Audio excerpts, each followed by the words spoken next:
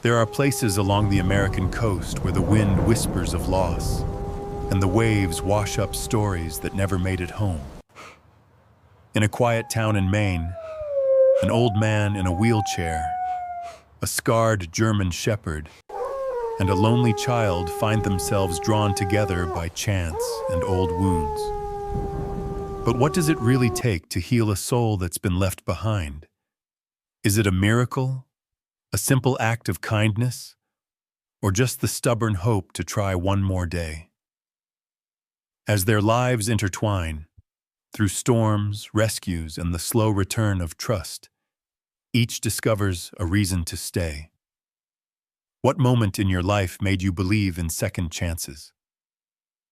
Share your story in the comments below, and let's see how far hope can travel. Morning pressed against Camden, Maine, a small, weathered town curled along the Atlantic shore, where the wind tasted of salt and the first cries of gulls carried low and tired over the docks. Gray clouds hung heavy above the old harbor, casting the bay in a muted blue that seemed to seep into everything, from the wooden fishing boats bobbing gently in their slips to the battered shingles of the houses perched along the bluff. It was the sort of day that never quite felt awake, as if the sun itself had decided to stay hidden, letting the world drift in quiet. John Whitaker guided his wheelchair slowly down the narrow boardwalk that traced the edge of the marina. The wood beneath his wheels creaked softly, a familiar sound, worn smooth by the years, each plank holding the memory of thousands of passing steps. John moved at his own pace, not fast or slow, but deliberate, his thick hands resting on the worn wheels. He wore a navy wool coat, collar turned up against the chill, a knitted hat pulled low over hair streaked with gray. His eyes, once sharp and commanding behind a badge, had softened into something gentler over time. The blue washed out to the gray of faded denim. The world moved on around him. Fishermen in faded orange slickers shouted greetings as they hauled in lines, their voices echoing off the water and vanishing into the wind. An old man sat on a bucket near the pier, hunched against the cold, eyes lost in the endless motion of the tide. Somewhere farther down, the distant clang of a ship's bell rang, a sound as steady as breath itself. John felt each sound settle into him, not quite comforting, not quite unwelcome. He'd made this morning ritual a habit after the accident, tracing the same route along the water's edge, watching the seasons roll over Camden like a slow tide. The cold air stung his lungs, sharp but clean, reminding him he was still here, still moving, still searching for something to anchor him. Passing a weather-beaten bench, he paused. From here, the view stretched across the bay. Lobster traps stacked in crooked piles, gulls wheeling above, a pair of children's bicycles abandoned near the seawall, their bright colors dulled by salt and sun. The world was moving on, always moving on. John sat quietly, feeling the weight of it all, the years, the empty house waiting up the hill, the memories that clung like fog at the edges of his thoughts.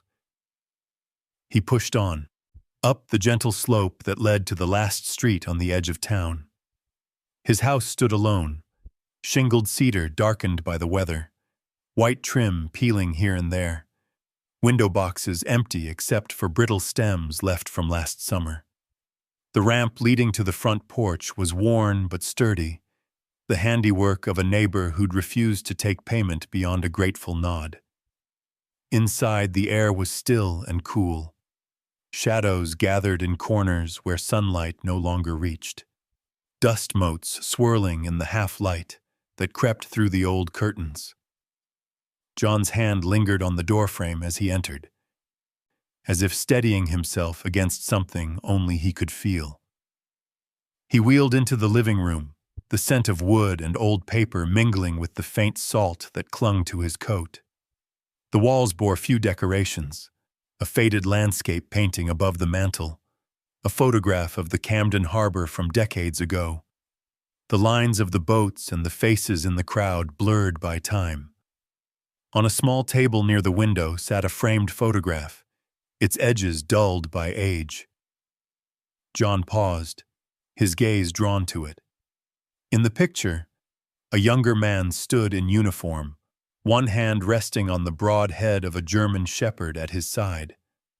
The dog's ears pricked, mouth open in a half-grin, as if some private joke had passed between man and animal just before the shutter snapped.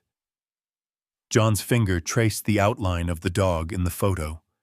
Shadow, pausing on the curve of his ear, the dark, knowing eyes. He let his thumb rest there, rough skin against glass, until the ticking of the wall clock reminded him the world had not paused with him. He set the photograph down carefully and turned his chair to face the window. Outside, the day was unchanged, gray, vast, and full of silence.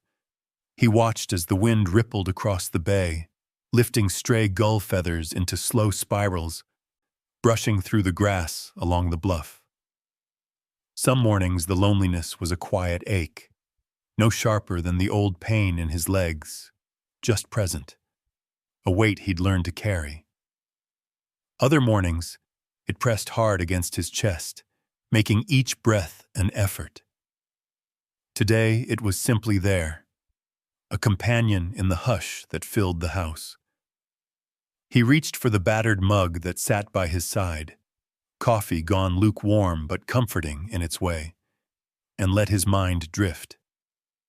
He remembered early days when the house was filled with laughter, the thump of a tail against the floor, the soft snuffle of a dog settling in beside him at night. He remembered the feeling of purpose, the solidity of another heartbeat in the room. Now, only the steady tick of the clock filled the silence. John let the stillness have him just for a moment. He listened to the faint, distant echo of the sea, the slow breathing of a house that had seen too much waiting. In the hush, he found neither hope nor despair, only the small, stubborn fact of going on. And sometimes, he thought, that was enough. Outside, a gull swooped low over the yard, calling once before vanishing into the gray. John watched it go, then closed his eyes, letting the quiet fill him, steady as the tide. Morning in Camden found its way first into the animal shelter, a low, weathered building tucked behind Main Street, where salt wind rattled the storm windows and seagulls left prints in the gravel. Mabel Turner had already been awake for hours, her thin hands wrapped around a chipped mug of tea as she watched the gray sky pale behind the rooftops. She moved through the shelter with a quiet familiarity. Every light flicked on with gentle purpose, every latch checked, every soft voice murmured to the animals before breakfast. The place was not grand, not new. Its linoleum floors were marked with decades of small claws and hurried boots. Its walls hung with photos of animals come and gone, some framed with pride, others simply tacked up, fading around the edges. A battered radio on the counter played softly, filling the rooms with low music that rose and fell between the barks and yawns of waking dogs. Mabel moved from kennel to kennel, checking water bowls, smoothing out rumpled bedding, offering a murmured greeting to each waiting soul. She had a way of being present without rushing, stooping to greet a beagle with gentle hands, pausing to scratch the chin of a collie mix too old to bark for attention. Her face, etched with years of laughter and loss, seemed to soften even further in these morning hours, as if every wrinkle and every gray strand in her hair spoke to a lifetime spent in quiet service. The shelter was her second home, the animals, her congregation. But at the far end of the corridor, where the light came in thin and uncertain, sat a kennel no one lingered near. It was the largest run, pushed back against a wall streaked with salt and damp.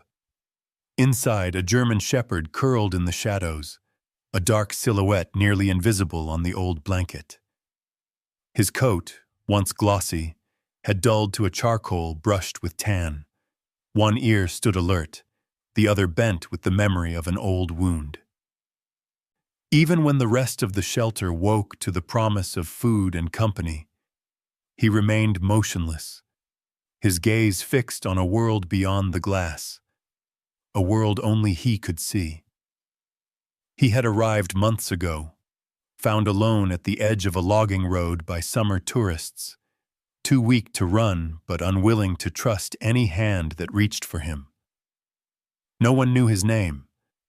The staff called him the Shepherd, but it was Mabel who, after watching him for weeks, gave him another name, one she spoke softly only when no one else was near.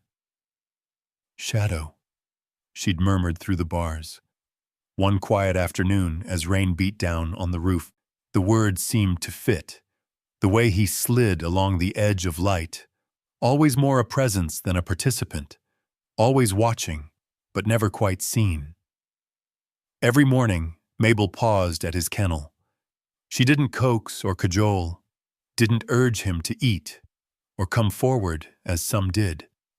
Instead, she'd lower herself slowly to the cold concrete, sitting cross-legged just beyond the reach of his nose. For long minutes, she would simply rest there, hands folded in her lap, back pressed to the metal bars, her breathing steady and unhurried. Some days she brought with her a paperback novel or a ball of yarn for knitting. Other days she brought nothing but her own patience. Shadow would not approach. He did not bark, nor whine, nor bare his teeth. Sometimes he would lift his head and look at her, a flicker of recognition passing behind those deep brown eyes. Mostly, though, he watched the window, watched the rain, the shifting clouds, the distant traffic on the street outside.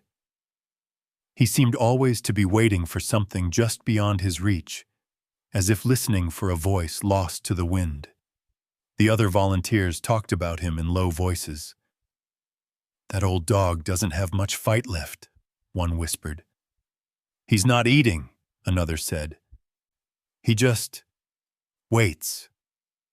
Some suggested he was too far gone, too broken to heal. But Mabel never agreed. She saw something in the way Shadow's gaze lingered on the door each morning, or how his ears pricked at the sound of distant footsteps. There was longing there, yes, but also a stubbornness, a refusal to surrender, even as the world moved on without him. Some mornings, she'd catch herself talking softly to him, about the weather, the town, the way the leaves changed colors on the bluff in autumn. She didn't expect a reply.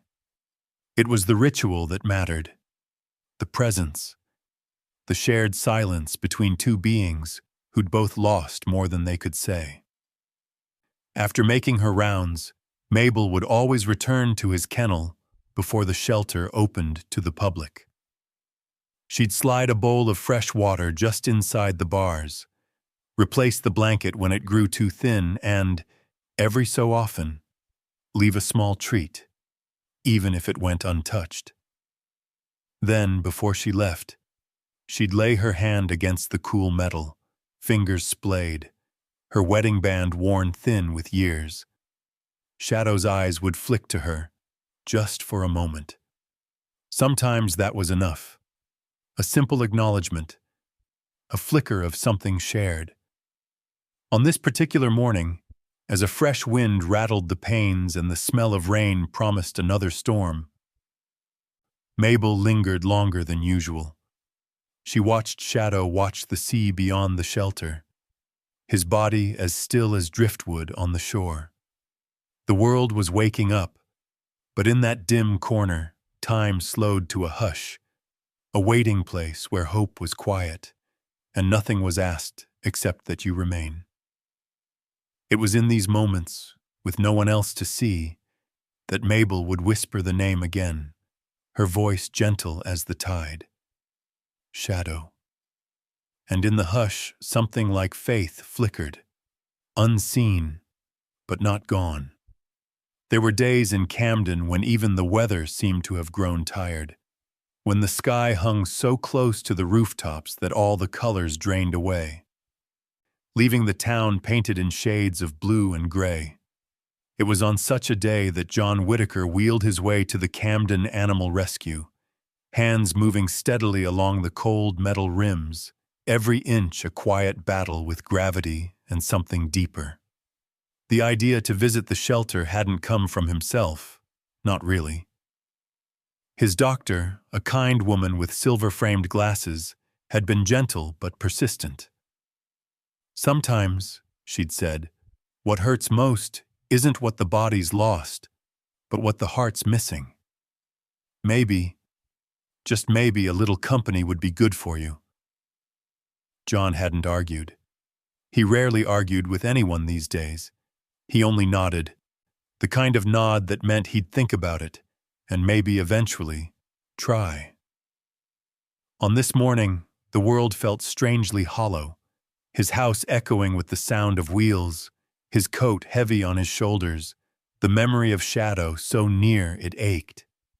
He made his way slowly down the sidewalk, the tires of his chair whispering over last year's leaves, the scent of rain promising more. Camden's streets were mostly empty, the bakery just opening, the harbor silent under the clouded sky. When John reached the shelter, he paused outside. The building looked smaller than he remembered, paint faded, signs swinging gently above the door. He gathered himself, steadied his breath, and pushed through. Inside, the air was a mix of old cleaning soap, wet fur, and something indefinably lonely. The hum of low conversation from the front desk faded as Mabel, tidying the counter, looked up and recognized him. She didn't rush toward him, didn't offer pity or too bright cheer. Instead, she offered a gentle nod, the sort of greeting reserved for those who know how much effort it can take to walk into a room. "Take your time," she said, quietly, and gestured down the line of kennels. John moved forward, slow and measured. He passed dogs of all kinds, young and old, some pressing eager faces to the bars, others curled into small, hopeful shapes. A terrier yipped softly. A black lab wagged his tail against the metal.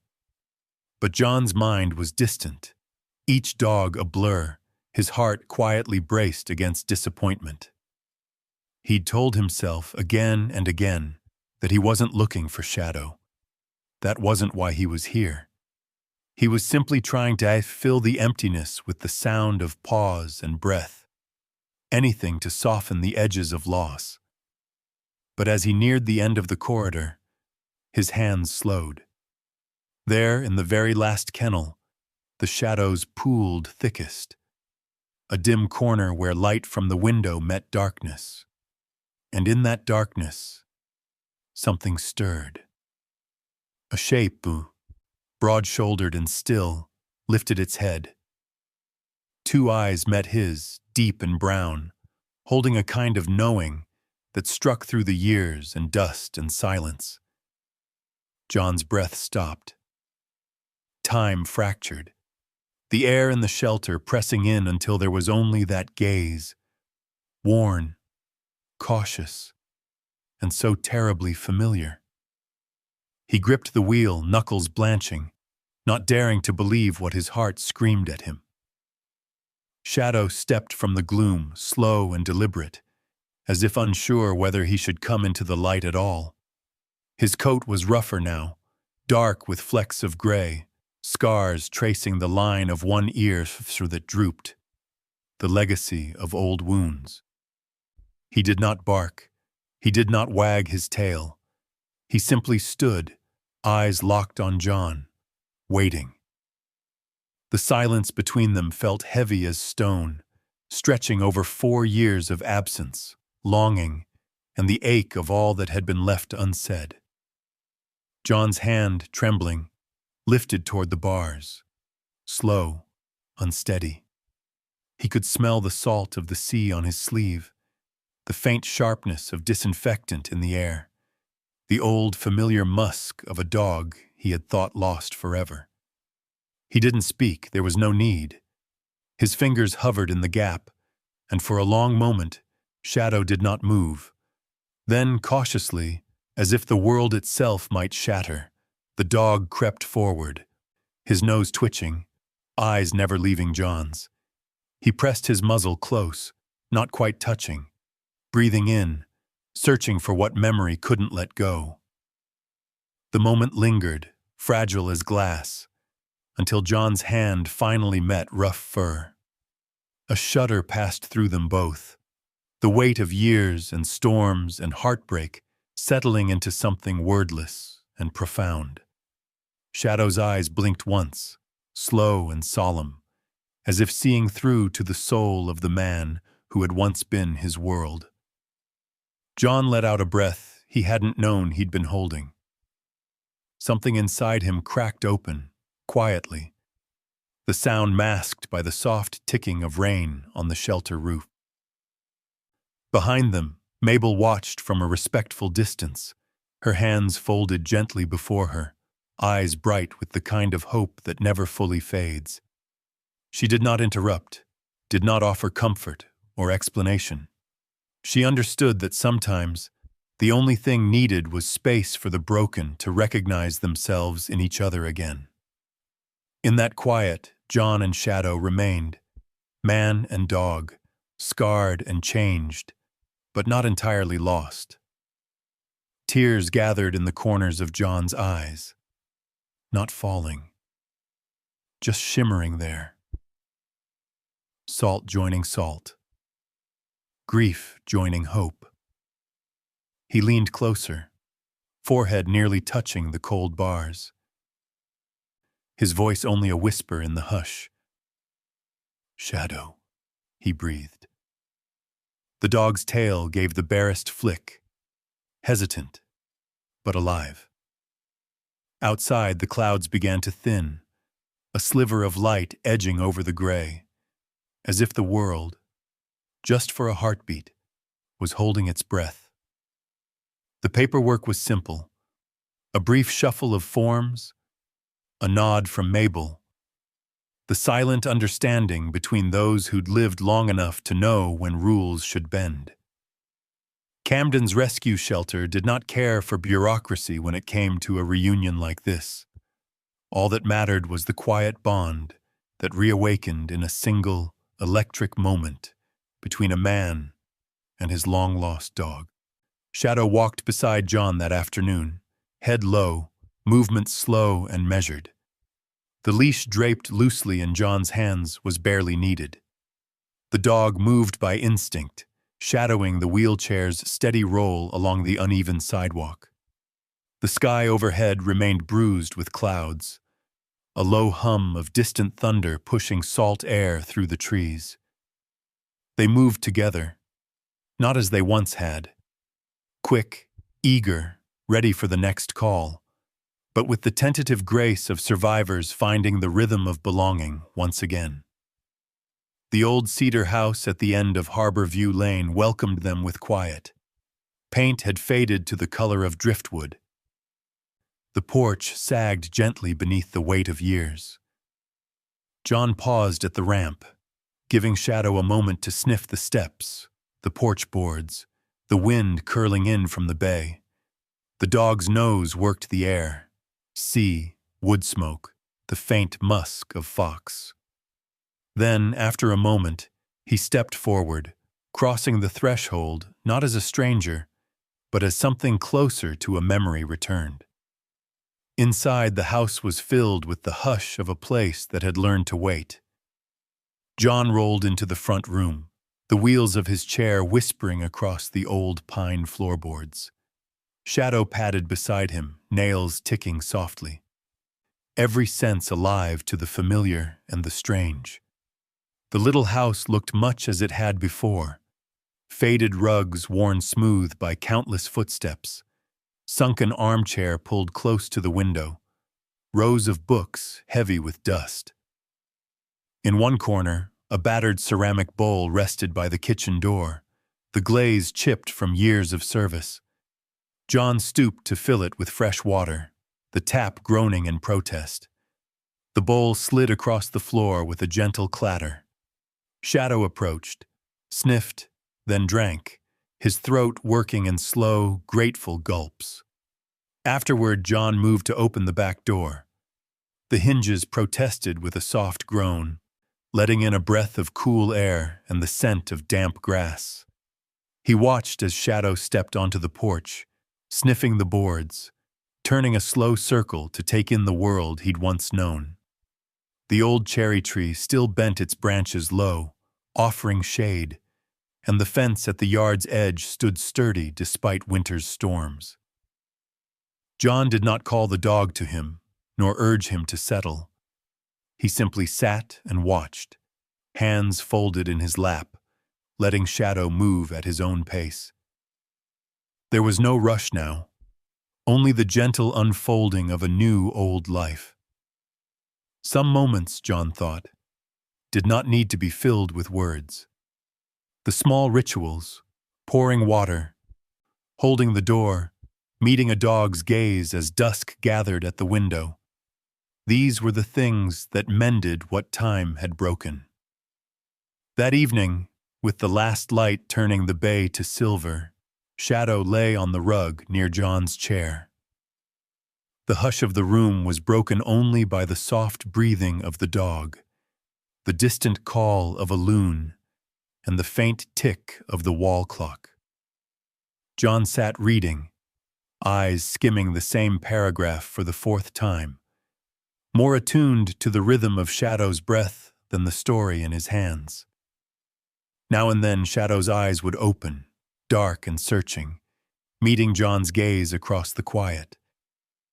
No command passed between them, no words needed, just a simple, silent recognition. You're here. I'm here. We remain. Sometimes John would close the book, let his hand drift down to rest on the thick fur at Shadow's neck. His fingers would trace the line of a scar, or pause at the place where the dog's ear folded low. He would feel, beneath the warmth and muscle, the heartbeat, steady, undiminished. As the evening deepened and the last color faded from the sky, John wheeled himself to the kitchen to make a simple supper. Shadow watched him from the doorway, ears pricked, tail twitching, as though guarding the little world they had made together. John's movements were careful but practiced, the scrape of bread against the counter, the pour of soup into an old pot, the gentle clink of a spoon against ceramic. He set aside a small piece of bread for Shadow, placing it in the bowl with a quiet smile. Afterward, John sat by the window as darkness pressed against the glass.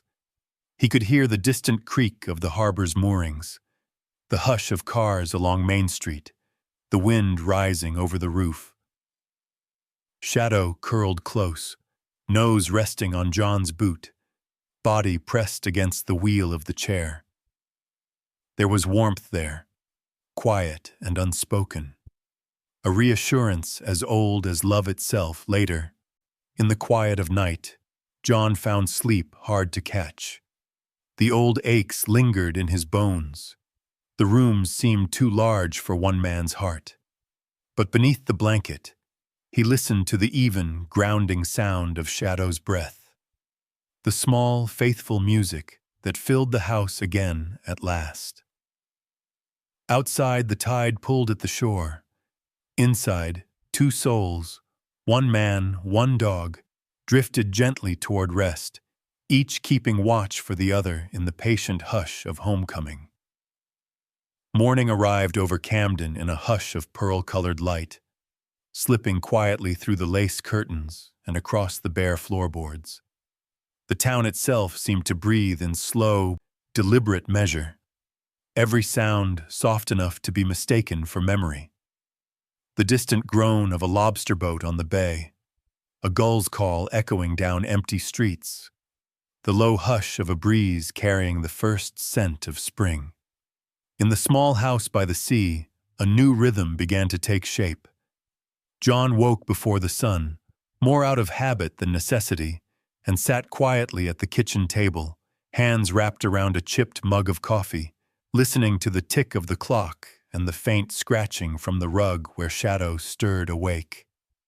The old dog's movements were stiff at first, but he rose with a slow dignity, stretching each limb in careful sequence, pausing to test the world before trusting it again.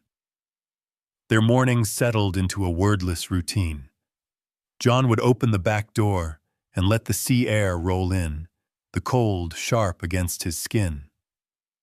Shadow would step out onto the porch, nose working the breeze, scanning the yard for anything that might have changed in the night. Sometimes he would lift his muzzle to the sky and stand perfectly still, catching scents only he could name, while John watched from the threshold, grateful for the dog's silent watchfulness. After a time, they would set out together, John wheeling himself along the weathered path that wound toward the shoreline, Shadow pacing close beside, sometimes forging ahead to check the way, sometimes lingering to sniff at tufts of grass or the glinting shells left by the tide.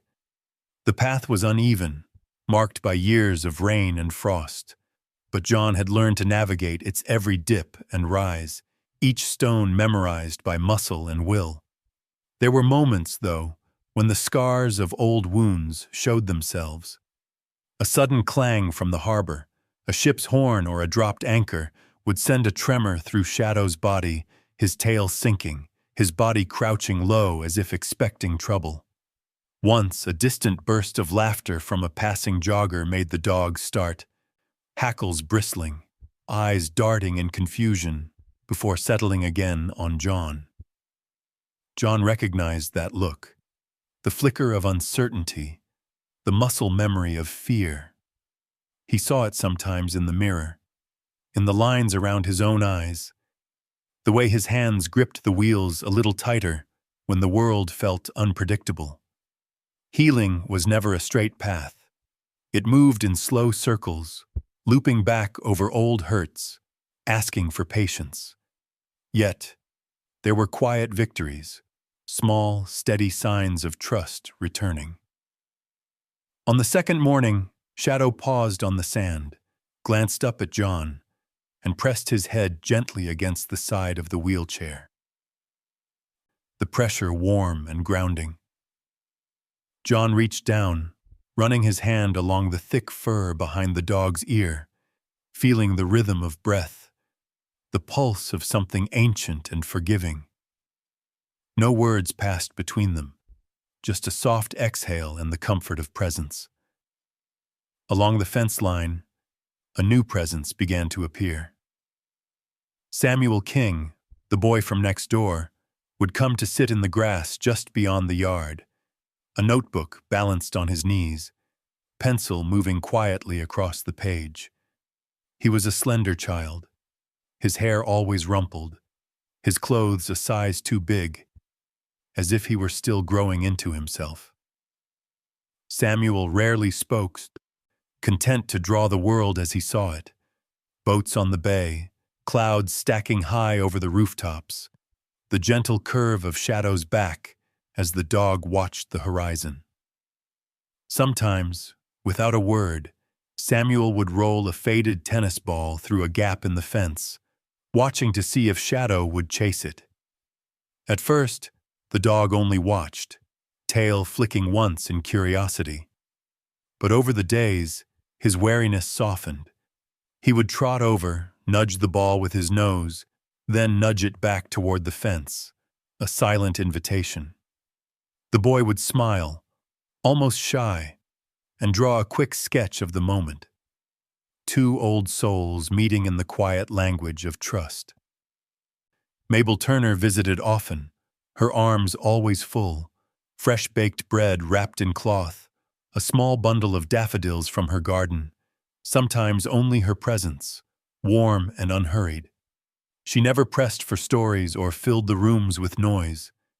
Instead, she sat with John on the porch, sharing the silence, her eyes crinkling with kindness as she watched Shadow doze in the sunlight. John found comfort in these new rhythms, the way ordinary acts began to weave a tapestry of belonging. Some days were easier than others. Some mornings the ache in his legs would flare, the memory of old pain catching him off guard. Some nights, the quiet felt too deep, the house too large for just one man's hope.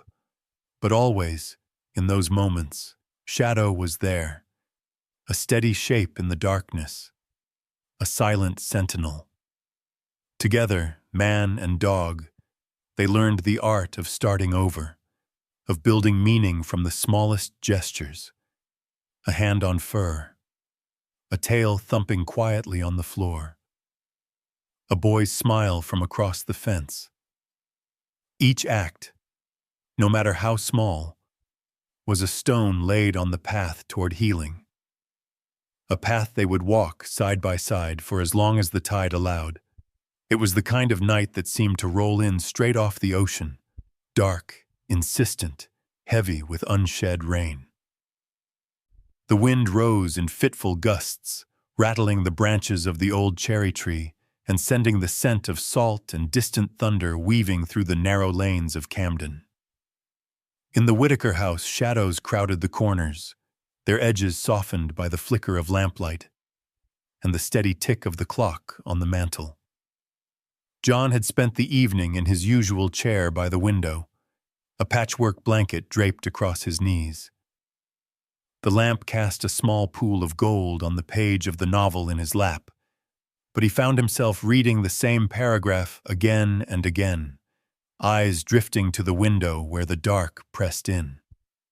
The house was wrapped in silence, broken only by the soft, reassuring sound of Shadow's paws as the dog moved from room to room, checking each door, each window, in the way of old protectors.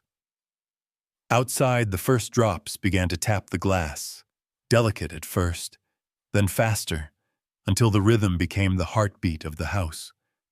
The wind moaned around the eaves, the branches of the cherry tree scratching and sighing in the gathering storm. John closed his book, feeling the ache in his hands, the quiet warning of an old storm in his bones. The air in the house grew heavier, as if the walls themselves were bracing for something long remembered.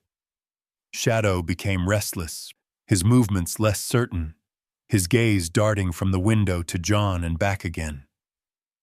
Every flash of lightning was met with a flinch, every low rumble of thunder with a tense stillness, as if the past was waking in the muscles of the dog. John watched him move, body low, tail tight to his legs, ears flattening at each sudden noise. When the lights finally flickered and died, the house gave a long sigh. Darkness filled the rooms, swallowing the last of the warmth, leaving only the echo of rain and the uncertain glow of the world beyond the glass. John waited for his eyes to adjust, hands resting on the arms of his chair, heart ticking a little faster. He could feel his own body tightening, the memory of helplessness pressing in from another, darker time. Shadow circled the room, breath coming fast and shallow. He paused by John's side, pressing his head gently into the man's hand, seeking comfort, or offering it, John could not say. The old man stroked the dog's neck, fingers finding the rough place where the fur met a long-healed scar. He murmured something, a sound more than a word, letting the comfort of contact bridge the space between them. The wind picked up, rattling the windows harder now, sheets of rain beating the roof with frantic urgency. Thunder cracked over the bay, close and raw, making the whole house shudder. John's chest tightened, the air feeling thinner, harder to draw. The blanket felt too heavy, sweat beaded on his brow. He tried to slow his breath, but each inhale seemed shallower, his body remembering the old injury, the limitations of lungs half mended. Shadow sensed it at once. The dog moved in close, nuzzling John's wrist, letting out a soft whine, a note of worry, the same sound he had made years ago, whenever pain forced John to pause in the middle of a Wapo patrol. John rested his hand atop Shadow's head, his fingers trembling as he fought for a steady rhythm, grounding himself in the present, in the warmth and weight of a friend who had always known how to stay. A long, low howl rose from Shadow's throat then, not a bark, not a whimper, but a sound that vibrated with memory, loss, and longing. The noise echoed through the small house, climbing up the walls, reaching out into the storm. It was the first time John had heard Shadow howl since their separation, and the sound filled the darkness with something raw and ancient. The storm seemed to pause in its fury, listening. In the house next door, Samuel King pressed his face to the rain-flecked window, watching the flicker of candlelight through John's kitchen. He could just make out the faint outline of Shadow by the old man's side, the dog's head thrown back, voice raised to a night that would not answer. The boy's heart thudded, an old ache and a strange hope mixing in his chest. He left his drawing unfinished, slipped down the hallway to fetch his grandmother, and together they stood on the porch, listening to the wild, haunting call threading through the dark. Back in the Whitaker house, John felt himself weakening, each breath a little harder to claim. He reached for his inhaler, finding it by feel in the pocket of his chair, and took a long, shaky pull. The medicine brought a little ease, but the fear lingered, heavy and cold. Shadow pressed closer, his body a warm barrier against the dark. John managed to rest his hand, heavy and reassuring, on the dog's back. The gesture was simple, but full of meaning. We are still here. We are not alone. The storm battered the house, but inside, the old partnership held fast, two wounded souls refusing to let go. Outside, the wind howled back, but Shadow's cry cut through it all. An answer, a memory, a promise that even in the deepest night, the old bonds remain. The storm had wrung itself out by dawn, leaving the town washed and still. Rainwater gathered in shallow pools along the sidewalks, tree branches scattered like bones across lawns and streets. The air was sharp with the smell of wet earth and salt. Somewhere down by the harbor, a gull called, its voice clean and defiant in the new silence. In John Whitaker's house, light crept slowly across the floor, softening the edges of the night's fear. The blanket had slipped to the floor. The air held the faint metallic tang of last night's struggle. John woke in his chair by the window, neck stiff, legs heavy and unresponsive beneath the patchwork quilt. For a few moments, he simply sat, taking inventory of himself and the world, breathing the damp air that carried a note of relief. He was tired but present, aware of the ache in his chest, the steady rhythm of breath returning. Shadow was stretched at his feet, nose pressed to the floorboards, eyes half-lidded in exhaustion. The dog looked older this morning, body slack, ears at half-mast, the line of his back etched with fatigue. Yet as John shifted, the dog's head lifted, dark eyes full of concern and something like devotion. Shadow moved with careful effort, laying his chin across John's shoe, anchoring himself to the living, wordless promise that they were both still here. It was a morning made for quiet, for small rituals that mended what storms tried to tear apart. John managed to wheel himself to the kitchen, making slow work of coffee and toast, letting the warmth fill the spaces the night had left cold. He put out water for Shadow, who drank deeply, then returned to his place at John's side. A soft sound from the porch, a gentle thump, the creak of old wood, broke the silence. John rolled himself toward the door and opened it to the damp morning. There, on the top step, sat a small loaf of bread wrapped in a towel, and beside it, a sheet of lined paper covered in careful pencil marks.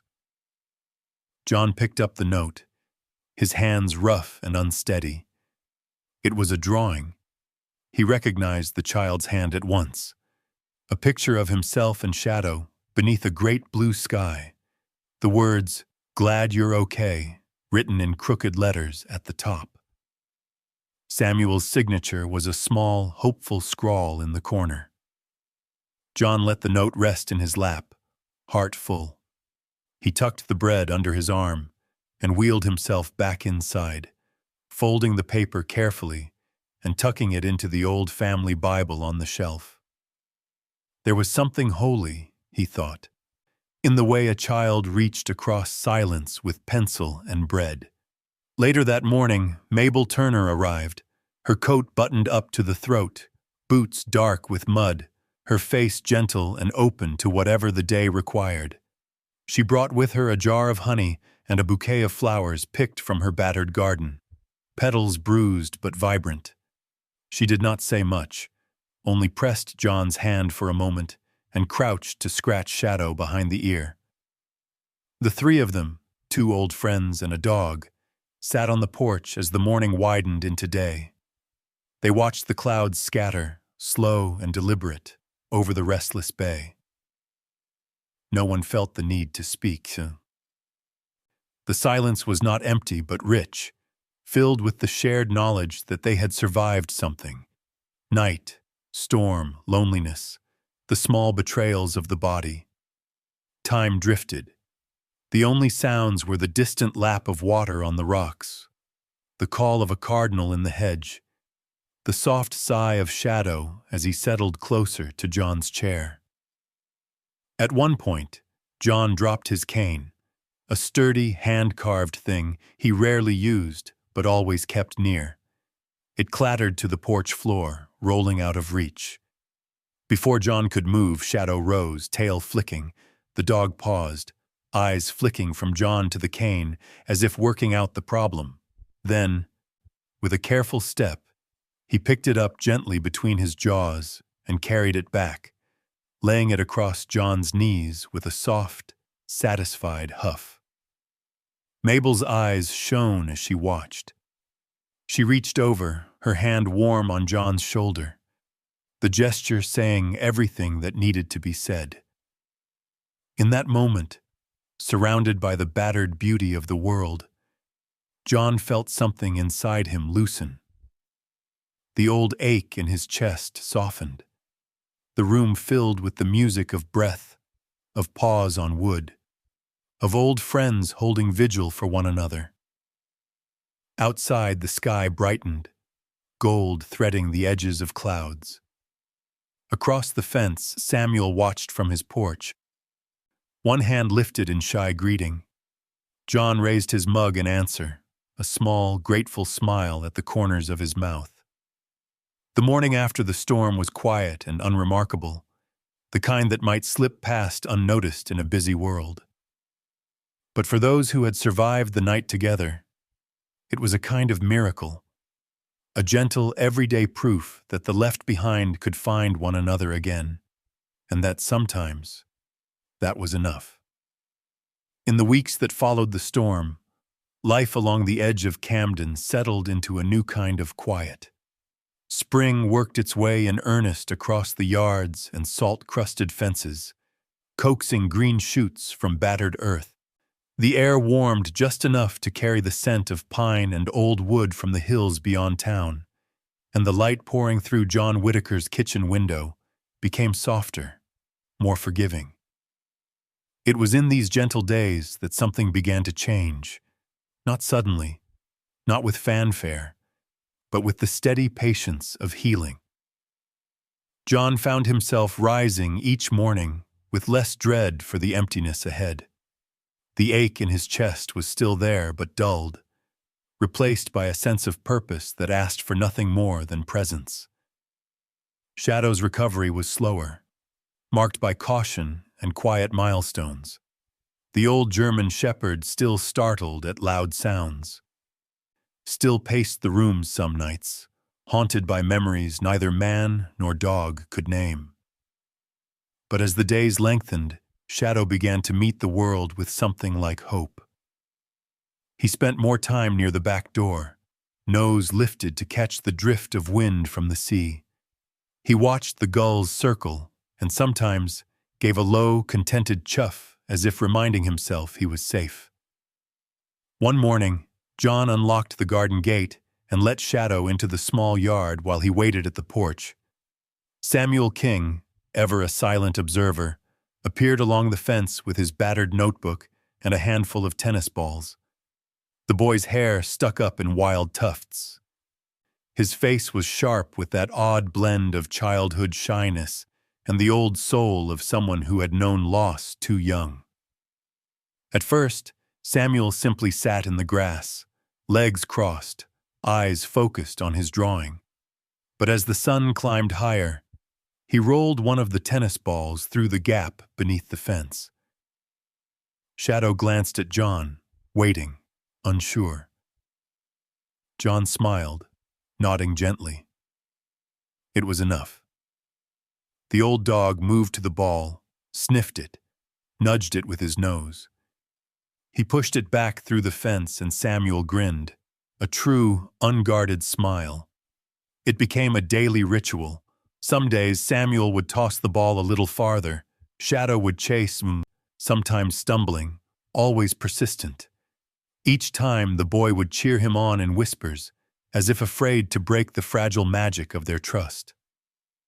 On quieter mornings, Samuel would simply reach through the fence, palm open. Shadow, slow but certain, would step close enough to nuzzle the boy's fingers, the touch gentle, grateful, and brief. Every time Samuel would sketch what he saw, dog and man, and hope in the gentle curve of a line.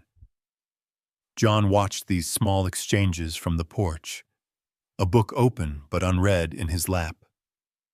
He recognized in Samuel the same ache he carried, a hunger for connection that lingered in every silence.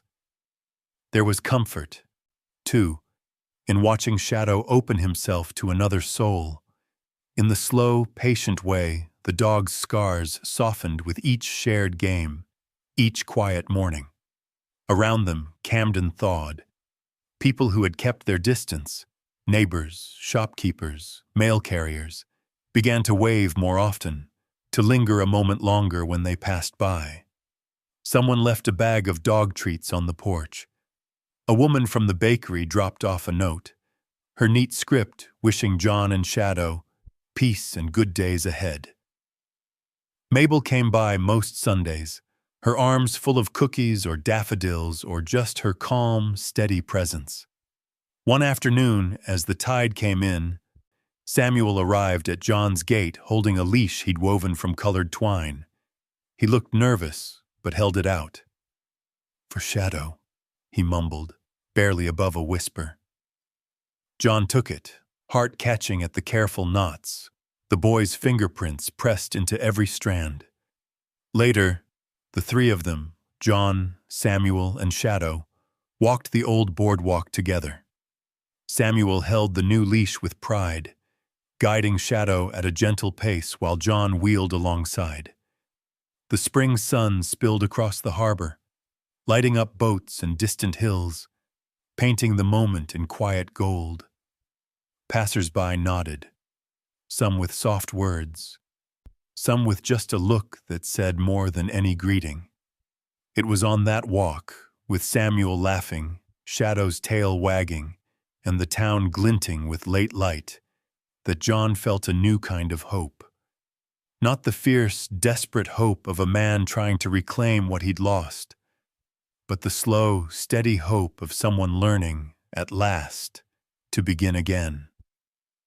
That night, as the stars pressed in through the window and the hush of Camden wrapped itself around the little house, John sat by the fire, shadow curled at his feet. He watched the flicker of flames plus over the old dog's scars, the silver hairs on his muzzle catching the light. Samuel's laughter lingered in the air, a gentle promise that even the deepest wounds could, with time and care, become strength. Outside, the tide retreated, leaving the shore smoothed and quiet. Inside, man, dog, and child rested in the deep, wordless peace of those who had found their way through the dark together. It was late afternoon when the sky over Camden began to change, clouds drifting in from the bay and dimming the golden light that had warmed the quiet streets all day. John sat by the open window, feeling the first hints of chill on the air, the breath of tide and far-off rain. In the yard, Samuel's laughter drifted, mingled with the sharp bark of a dog and the gentle thump of a tennis ball meeting earth. Shadow had become a familiar sight now, his shape outlined against the low sun as he chased the ball. Samuel rolled across the grass. There was still a slight limp in his gait, but his steps had gained a kind of confidence, his tail higher, his eyes brighter. John watched, hands folded in his lap, the ghost of a smile at his lips. The ache that used to fill his chest had faded into something lighter, less demanding, still there, but softened by the sight of boy and dog at play. On this afternoon, the air was full of small, hopeful noises, a neighbor mowing the lawn, a sparrow chirping from the fence post, the far-off sound of children's voices down by the shore. Samuel moved along the edge of the yard, the tennis ball clutched in his hand. He called out, quiet, almost shy, and sent the ball bouncing along the path that curved near the top of the slope behind the house. Shadow dashed after it, paws skidding on the damp grass, body tensed in the thrill of motion. But as Samuel hurried to follow, his foot caught on a patch of moss at the edge of the hill. For a split second, he hung there, arms windmilling. Then the world tilted.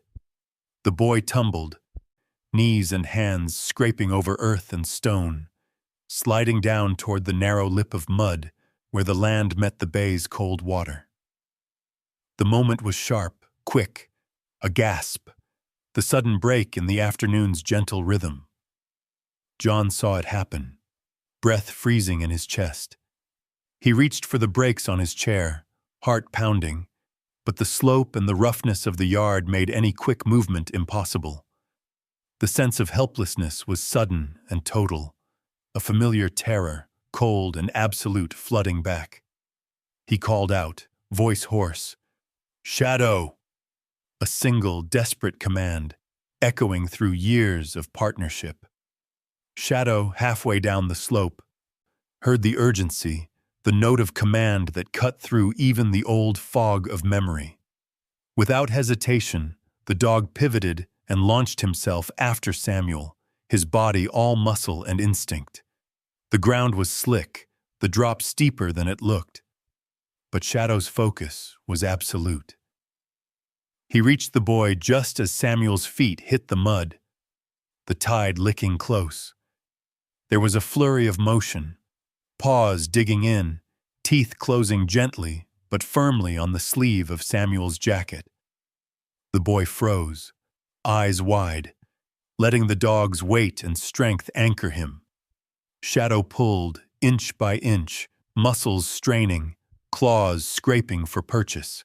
The sound of their struggle mingled with the slap of water and the thud of earth. By the time John wheeled himself to the edge, he found them there.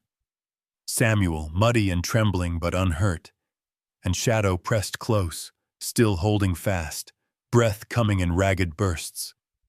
The boy reached up, arms wrapping around the old dog's neck, silent tears sliding down his cheeks, shock and gratitude and something older, too deep for words. John could only watch, a flood of emotion breaking inside him. He reached for Samuel, gathering the boy close as Shadow finally released his grip and sat, tongue lolling, tail thumping softly against the ground. For a moment, the three of them formed a small, tight circle, man, dog, and child, bound by the miracle of survival and the weight of kindness. Neighbors, drawn by the shouts, stood quietly at the edge of the yard, eyes wide but voices low. No one clapped, no one cheered. Instead, there was a hush, a reverence for the simple act of a dog saving a boy, of wounds becoming purpose, of love made visible in the mud and breathless air. Mabel arrived then, her steps swift and certain.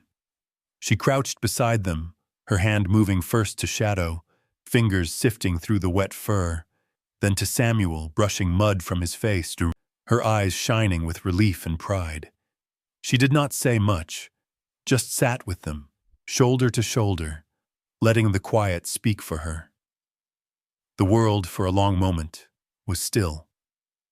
Only the sound of water, the slow calming of breath, the warm, trembling body of a dog leaning into his people, holding the broken edges of the day together. As the sun broke through the clouds, gilding the scene with a faint glow, John looked down at Shadow and managed, through tears, a broken smile. Nothing needed to be spoken. The rescue was its own kind of grace, a proof that scars, given time, could be transformed, and that sometimes, when least expected, kindness returned to save us all. By late spring, Camden had slipped into its gentlest season. Sunlight spilled through the maples in golden ribbons, softening the edges of every street and porch. The sharp winds off the bay grew warmer, teasing at new leaves and carrying the smell of lilac and fresh-cut grass. The events of that afternoon, the tumble down the hill, the muddy rescue, circulated quietly through town. Not as gossip, but as a kind of shared understanding, a thread of silent gratitude passed hand to hand in the bakery line, at the hardware store, between neighbors meeting on the sidewalk. No one made a spectacle of it.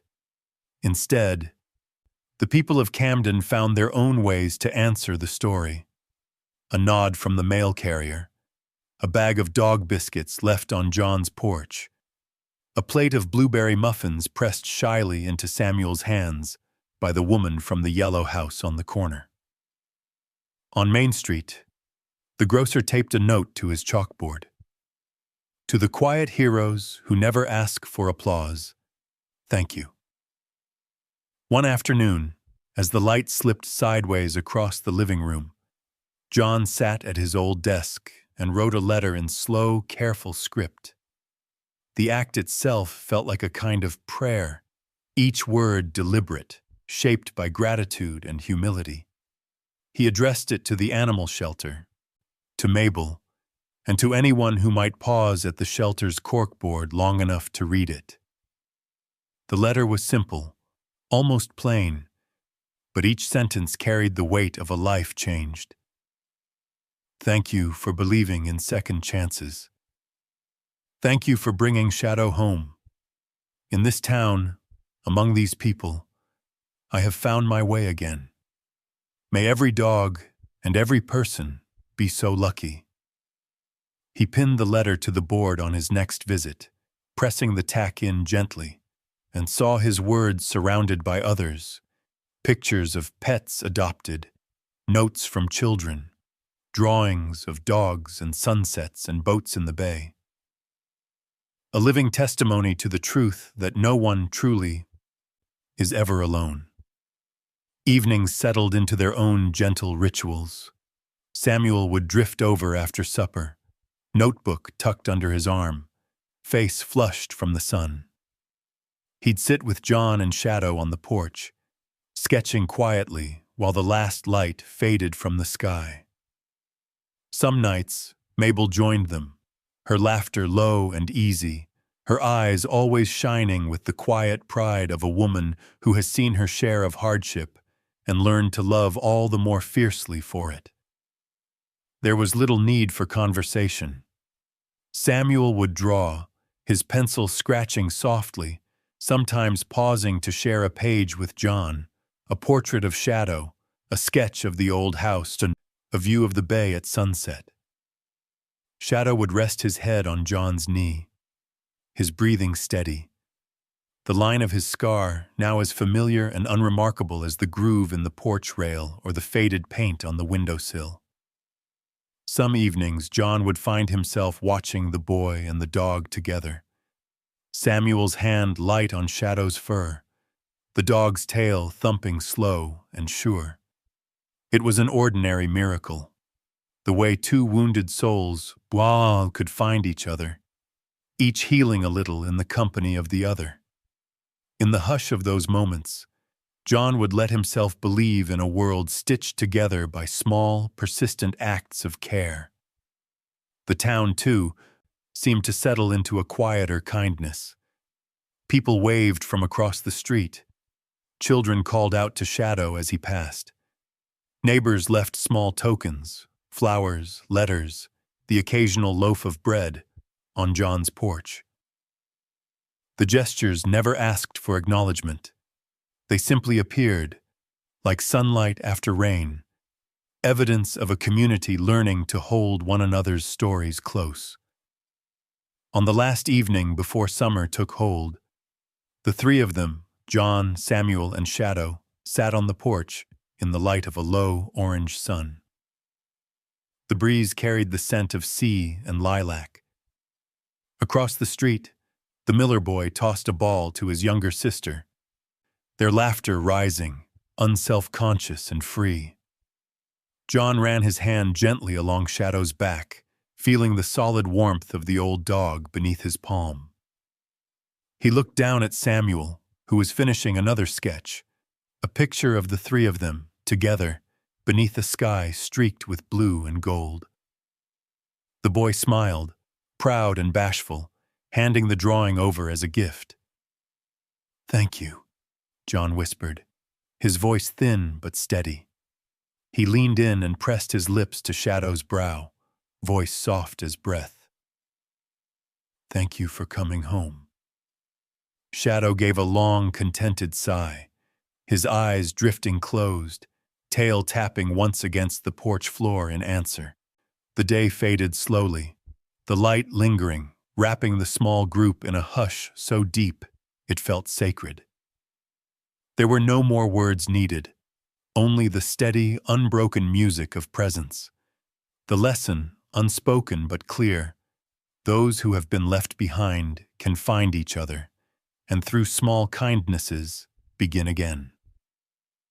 Healing, it turns out, lives not in the grand gesture, but in the simple act of staying, of returning again and again to the company of those who need us most. The sea breathed out beyond the bluff. In the little house on Harbor View Lane, three souls, bruised but not broken, rested in the gentle silence shown.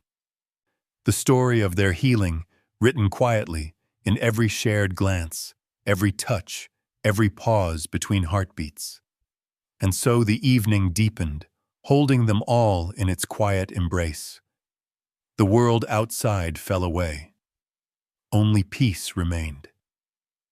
In a world that too often moves too fast, there are rare moments when we are reminded healing isn't loud. Sometimes it's just a quiet touch, a gentle glance, or the loyalty of a friend who stays beside us when the night is at its darkest. John, Shadow, and Samuel found each other not because they were perfect, but because they understood loss and chose, despite it all, to open their hearts again. Their story is a quiet testament that even the deepest wounds can become the strongest bonds, and that the simple act of staying, of choosing kindness, of returning, of offering a hand, can bring us home to ourselves and each other. Maybe you've lived through a storm of your own. Maybe you've been the one left behind, or the one who reached back. What has helped you heal? Who has been your shadow, your Samuel, your anchor in the dark? We'd love to hear your story. Share a memory, a hope, or just a few words below, because your voice might be the comfort someone else is waiting for. And if this story touched your heart, pass it on. You never know whose life you might brighten with a little hope. Thank you for being here. May peace, kindness, and the courage to begin again always find you.